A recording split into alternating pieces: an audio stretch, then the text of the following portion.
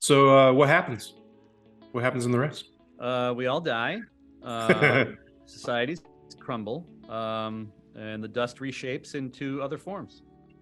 That sounds amazing. I just had to ask because episode 6 was incredible. So great job pinning that.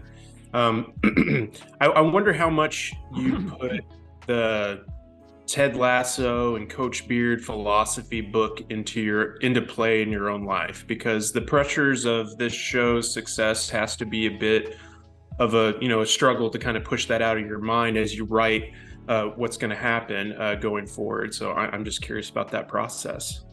Well, it's a timely question because the time that I lived in Amsterdam had a powerful effect on my outlook on life. Mm.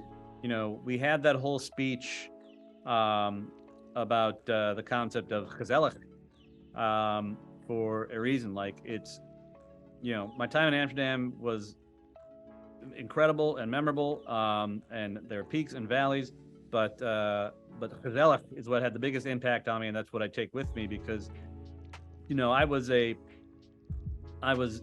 raised by, Catholics with drinking problems, and that led to a lot of like self-contempt and a lot of self-judgment, and with gezelligheid, the whole idea is like, if there's a thing that you are worrying about that cannot be fixed or improved by your worrying, then why are you worrying about it?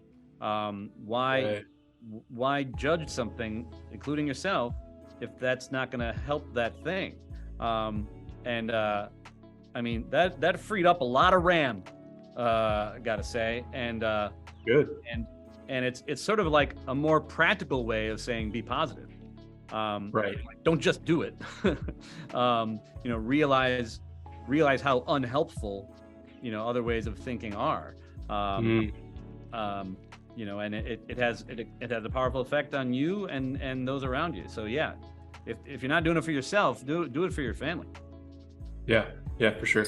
How much room for mystery do you try to leave for Coach Beard? Because we get some great insight into him last season with a single episode, and then we see, his Piggy Stardust outfit in episode 6 here, and we're like, man, this is great, but I want to know more about him. Like, what is his deal? What more is there to discover about him? And we almost want to know what his night was like. So I guess I'm asking, how do you decide what should be a flash of like whoa with Coach Beard and what should be explored more?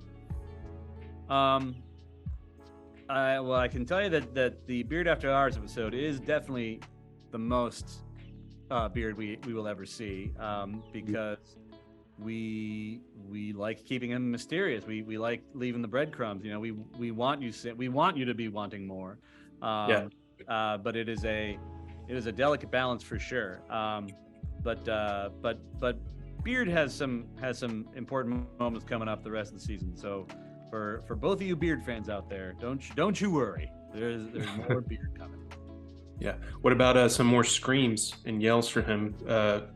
Golly, that was such joy for me, especially his response to Roy and Keeley.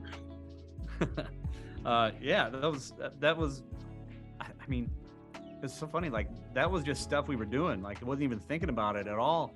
And starting with the previous junket, like question after question was the screams. The screams. I was like, oh my gosh, that's just something we did on the day. But yeah, that's the funny thing about TV. You tell a joke a year ago, and the punchline hits harder than you think. Yeah, yeah, it'll follow you around for the rest of your time. Especially like these little details, like for instance, what do you think is on Ted Lasso's breakup mix that he references in episode 2? Oh, great question. I mean, I believe all subscribers to Apple Music will find Ted's Breakup Mix is available, but I've not looked at it. But off the top of my head, I would guess the entirety of ABBA's last album. There you go. In there. Winner Takes It All for sure. Richard and Linda Thompson, that might be a little hardcore for emotionally, for old Teddy.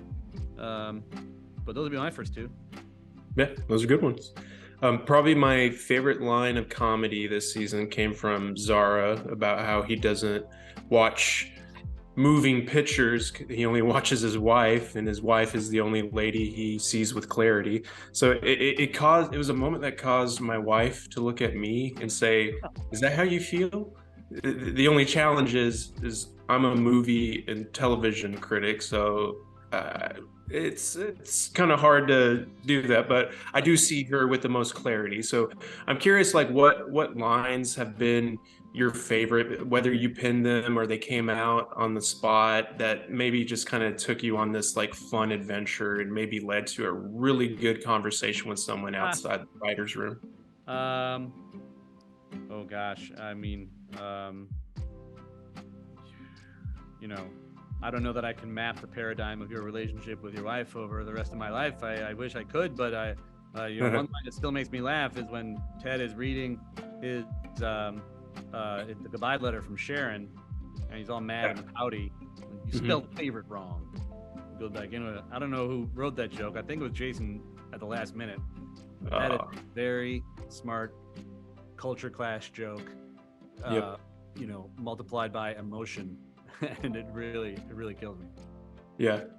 I know we're just about out of time, but I wanted to close by asking about this. Speaking of like philosophy, Ted Lasso philosophy, the playbook at the end of episode 6, like this idea of following your gut.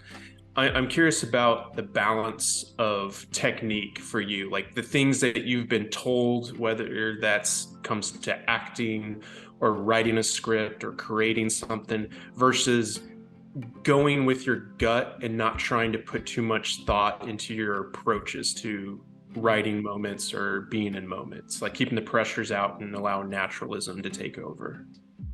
Well, a lot of what's happening there is a reflection of not just total football, but also improv.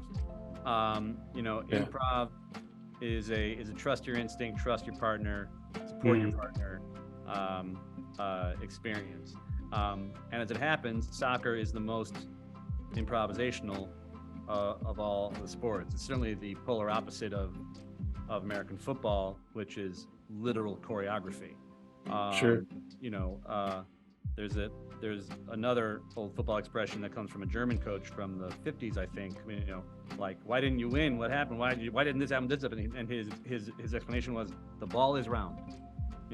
Like it goes where it's going to go. It being the implication. You cannot control such a thing. So thus, soccer is improv. You can try to set plays really, but that only get you so far. So it is still a reflection. That moment is still a reflection of the creative process.